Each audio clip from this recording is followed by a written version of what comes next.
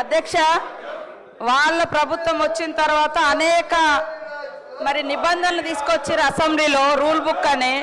వాళ్ళే వాటిని తుంగలో తొక్కుతున్నారు.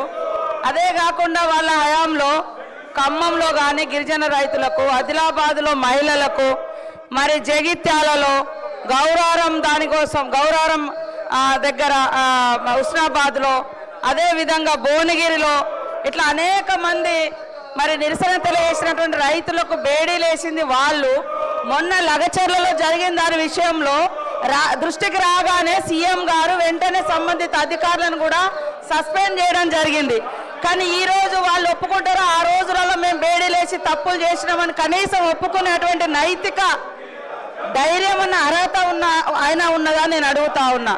కాబట్టి మీ ప్రభుత్వం ఉన్నప్పుడేమో అన్ని రూల్స్ బుక్ తీసుకొచ్చి ఎవరు వెళ్ళలోకి రావద్దు, ప్లే కార్డులు పట్టొద్దు అని నిబంధనలు పెట్టారు.